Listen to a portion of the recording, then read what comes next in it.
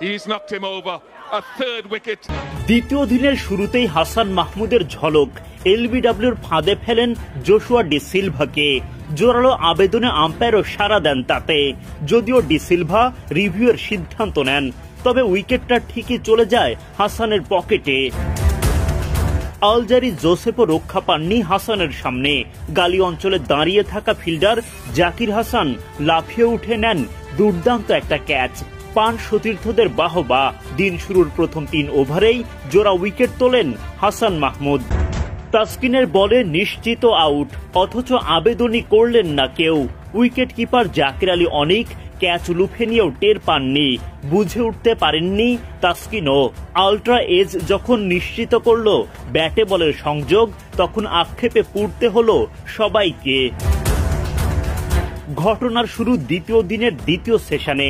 ইনিংসের 119তম ওভারের দ্বিতীয় বলে জাস্টিন গ্রিভসের বিপক্ষে তাসকিনের বোলিং। ঘন্টায় 135 কিলোমিটার গতিতে বলটা যায় অনেকটা পঞ্চম স্টাম্প বরাবর। গ্রিভসের ব্যাটের কানায় লেগে বল চলে যায় উইকেটের পেছনে। লিটনের জায়গায় দায়িত্ব পালন করা জাকের লুফে নেন বলটা, তবে উইকেট কিপার জাকের কিংবা বোলার তাসকিন কেউই বুঝে উঠতে পারেননি এটা ক্যাচ ছিল। এমনকি আশেপাশের অন্য কোনো ফিল্ডারও আবেদন করেননি। ফলে উইকেট তুলেও উইকেট পাওয়া হয়নি তাসকিনের। ঘামে কাতর এই পেসারের পরিশ্রম বৃথা যায় এই দফায়। সমান তালে রানের গতি বাড়াতে থাকেন ক্যারিবীয়রা।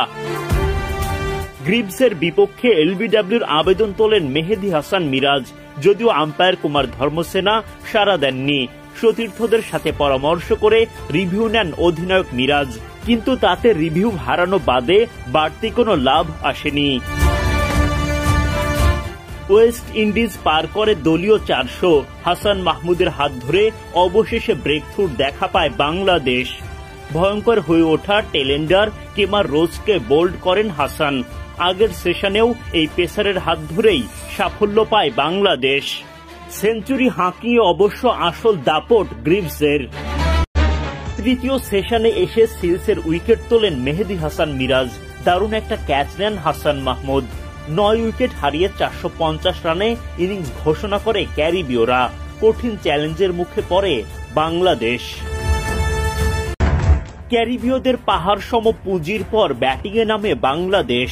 টাইগারদের হয়ে ইনিংস শুরু করেন মাহমুদুল হাসান জয় ও জাকির হাসান। শুরুতেই নিয়ত পাকা, যে করেই হোক আউট হওয়া যাবে না। প্রথম 7 ওভারে বাংলাদেশ তোলে 5 রান। 8ম ওভারে গিয়ে জাকিরের ব্যাটে প্রথম বাউন্ডারি পায় দল। জাকিরের ব্যাট থেকে বাউন্ডারি আসে আরো 2টা। এরপরই কপাল পড়ে তার।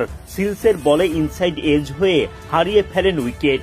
দুর্ভাগ্যজনক বিদায়ে নট আউট থাকার নিয়ত হয়ে যায় ভঙ্গ। 34 বল থেকে 3 বাউন্ডারিতে জাকির করেন 15 রান। জাকিরের পর জয়ও বিদায় নেন দ্রুতই। আলজারি জোসেফকে ডিফেন্স করতে ব্যর্থ হলে ক্যাচ চলে যায় স্লিপে। অ্যাথেনেজের হাতে জমা বল। 33 বল থেকে 5 রান করে বিদায় নিতে হয় এই ডানহাতি ওপেনারকে। 2 ওপেনারের বিদায়ের পর দলের হাল ধরেন মুমিনুল হক ও শাহাদাত হোসেন দীপু। তাদের জুটিতে দিনের খেলা শেষ করে বাংলাদেশ। মারকুটের টি10 লিগেও বল হাতে ওয়াও সাকিব। 6টা বল করলেন, যেখানে ব্যাটাররা রান তুলতে পারলেন মাত্র 1। প্রথম বলে উইকেট, 1 বল ডট দিয়ে আবার wicket. Bowler Shakib just wow. সাকিবের 12 বল থেকে 19 রানের সুবাদে 10 ওভারে মাত্র 66 রান করতে পারে বাংলা টাইগার্স। আবুধাবি টি10-এ এমন অল্প পুঁজি নিয়ে বিপাকে পড়ে দলটি। ব্রেভিস ও লুইস করেন দারুণ শুরু। 2 ওভারের ওপেনিং জুটিতে আসে 34 রান। 6 বল খেলে 9 রান করেন লুইস। আরেক ওপেনার ব্রেভিসকে থামান সাকিব। বোলিংয়ে এসেই তাকে ফেলেন ফাঁদে। ক্যাচ লুফে নেন ইফতেখার আহমেদ। 1 বল বিরতি দিয়ে আসিফ আলী হন এলবিডব্লিউর শিকার।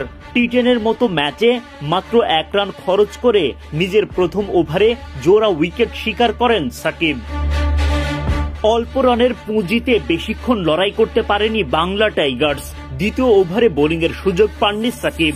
পূরণ হল না ঘুরে দাঁড়ানোর লক্ষ্য। ঘুরে দাঁড়ানোর লক্ষ্য নিয়ে নিজেদের দ্বিতীয় ম্যাচে মাঠে নামে বাংলা টাইগার্স। সাকিবদের প্রতিপক্ষ কাইরন পোলার্ডদের নিউ ইয়র্ক স্ট্রাইকার্স। টস হেরে আগে ব্যাটিংয়ে নামতে হয় বাংলা টাইগার্সকে। দলটির হয়ে ইনিংস শুরু করেন দুই আফগান ব্যাটার হজরতুল্লাহ জাজাই ও মোহাম্মদ শেহজাদ। ব্যাটিংয়ে নেমে শুরুটা ভালো হয়নি বাংলা টাইগার্সের। মাত্র 33 রানের মধ্যেই দল যখন হারায় এক হালি উইকেট, তখন ব্যাটিংয়ে নামেন অধিনায়ক সাকিব আল হাসান। দুর্দান্ত শট টাইগার অলরাউন্ডারের ব্যাটে, রিভার্স ফ্লিকে ব্যাকওয়ার্ড পয়েন্ট দিয়ে বাউন্ডারির মার। নারায়ণের পর মাথিসা পাথিরানার ওপরও চড়াও হন টাইগার অলরাউন্ডার। এবার লং অনের ওপর দিয়ে হাঁকান ছক্কা, চোখে লেগে থাকার মতো দারুণ একটা শট। এক প্রান্তে সাকিব দুর্দান্ত ব্যাটিং করলেও তার সতীর্থরা সামিল হন উইকেট হারানোর মিছিলে। শেষ ওভারে পাথিরানার বলে সাকিবও হারান নিজের উইকেটটা। 12 বল খেলে করতে পারেন 19 রান।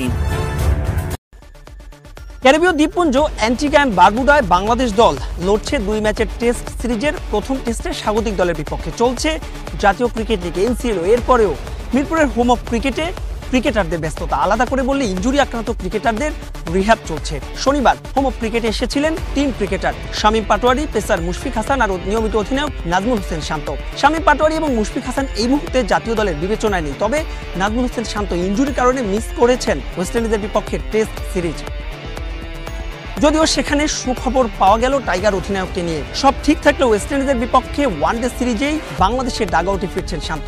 শনিবার তার একটি MRI করা হয়েছে, যেখানে এসেছে ইতিবাচক ফল। তবে শান্তকে নিয়ে ইতিবাচক ফল পাওয়া গেলেও টাইগারদের মিডল অর্ডারের নির্ভরতার প্রতীক মিস্টার ডিপেন্ডেবল মুশফিকুর রহিমকে নিয়ে পাওয়া গেল অস্বস্তির খবর। বিসিবি সূত্র নিশ্চিত করেছে মুশফিককে পাওয়া যাচ্ছে না ওয়েস্ট ইন্ডিজের বিপক্ষে ওয়ানডে সিরিজে। আফগানিস্তানের বিপক্ষে সবশেষ ওয়ানডে সিরিজে যিনি আঙুলে চোট পেয়েছিলেন। যদিও এই সিরিজটি ভীষণ গুরুত্বপূর্ণ বাংলাদেশ দলের জন্য, আলাদা করে বললে মুশফিক কিংবা নাজমুল হোসেন শান্তর জন্য, কারণ চ্যাম্পিয়ন্স ট্রফির আগে এই সিরিজে যে ওয়ানডেতে প্রস্তুতির বাংলাদেশের সবশেষ সুযোগ। তবে সেখানে আছে একটা স্বস্তির খবর, আর সেটা পেসার তানজিম সাকিবের জন্য। ইনজুরির কারণে যিনি মিস করেছিলেন সবশেষ আফগানিস্তানের বিপক্ষে ওয়ানডে সিরিজ, এই মুহূর্তে তিনি গায়ানাতে খেলছেন গ্লোবাল টি20 লিগ।